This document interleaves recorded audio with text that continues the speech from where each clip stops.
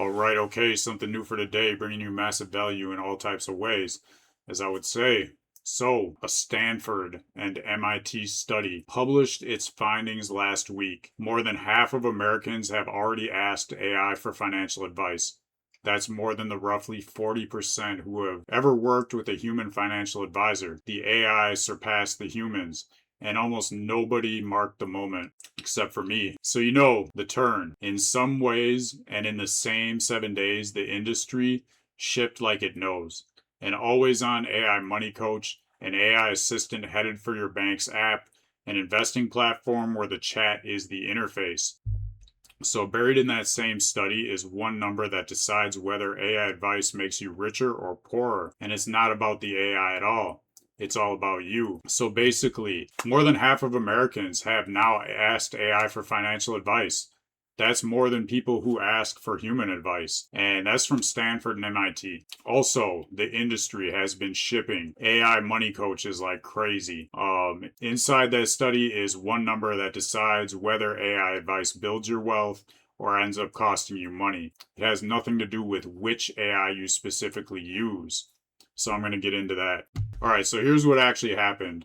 There was a wave of launches, three of the biggest launches I'm going to talk about right now. So EdWealth launched ED, like a person's name. The company calls it an always-on agentic AI financial coach for the middle class.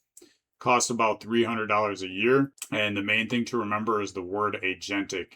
I'm going to come back to that. Also, Visa announced an AI financial assistant that banks can drop into their own apps. Built on data from 300 billion transactions a year. The pilots for this start in August. So this is coming to an app that you already would trust the most, basically your bank. Any bank where you've got a Visa card, it sounds like this would be the main place that you would find it. This was the most interesting to me because the credit card companies make money from people not paying their credit cards, from people that are paying the essentially the interest. So I'm kind of surprised that they're going to be offering information for free that's going to help people basically pay off their credit card. So anyways, the next one, Longbridge unveiled what it calls the world's first AI native investing platform. You don't even have to tap any menus, you just talk. It even plugs investing skills directly into ChatGPT and Claude. This is the most interesting thing that I don't understand, that I want to see how it plays out. I feel like in the future things are going to go more from talking away from texting. But this, I don't know, it sounds like maybe what I read, they're kind of like overpromising what is capable. But I'm just going to have to wait and see what they actually unveil for their first project. So, just looking at other things, a Singapore bank is beta testing avatar bankers for millionaire clients. Wealthfront just extended automated investing to kids accounts. A beginner app called Profit builds you a watch list from what you swipe on. Every layer of the stack, the same direction. So this is all in the last week. Big things coming out. This is an area moving much quicker than I thought when I first started. So we got the pilots, the different companies. Every layer of finance moved the same direction in the last 7 days for the most part. So now I'm going to translate the jargon. 2 words to translate: agentic and the education advice line. Agentic. The AI doesn't wait for your question. It watches your money, plans across your life, and comes to you with moves. The marketing word for it, it acts like your advisor. So that's basically the word that so far that essentially these companies are using instead of advisor. They're saying it's agentic. They're not using the word advisor.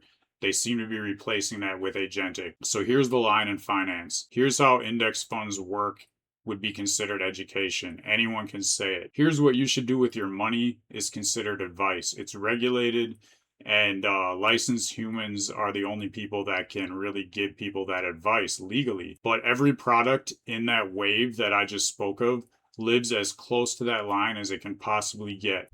So EdWealth's fine print says the same company that markets an always-on personalized agentic money coach legally disclaims that Ed is financial information and education only, not investment, tax, or legal advice. So marketing on the side of the line, fine print on the other. The gap isn't a scandal, it's basically the business model.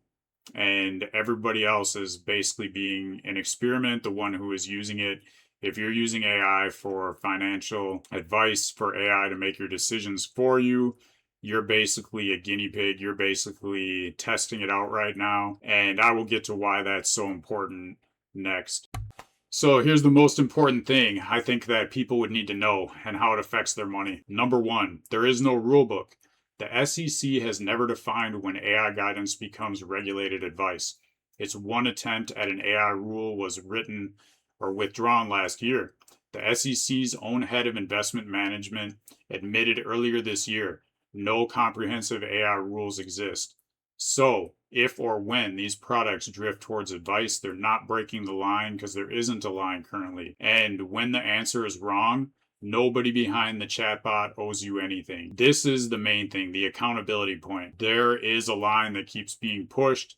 No one can be held responsible yet. So there's a $50,000 number from this study. The same AI, different askers. When people had prompts written by people with low financial literacy, it led to about $50,000 less simulated wealth retirement funds. When women did this, their results came out about $60,000 less than men's for how much they would make. So basically, different people are getting different results. In the researchers' simulations, it's modeled, not measured, but the mechanism is the point. The AI can't know what you don't tell it, and you can't tell it what you don't know about yourself. The people who understood their own situation got life-changing answers. The people who didn't got answers that quietly cost them tens of thousands. The AI didn't discriminate, it was the input. So basically, I mean, if you know yourself better, if you understand investing better, you're going to already have that information to give to the AI. The AI is going to give you better answers. And it sounds like the people who didn't know this very well, who was just, trying to talk to the AI to get answers from the AI instead of making the decisions themselves, they actually made less money than they would have made. It sounds like if they would have, gone through an advisor, but they don't know that. And most people don't understand that they're getting different inputs based on their information. All right, so it's important to know, like right now, as things stand, there's really not much of a rule book. And whatever goes wrong, if you get bad advice from AI is not responsible, and the bank or whatever platform that you got that advice from, that is not responsible either. I mean, things are changing quick. And last week we watched the UK decide whether to regulate chatbot advice.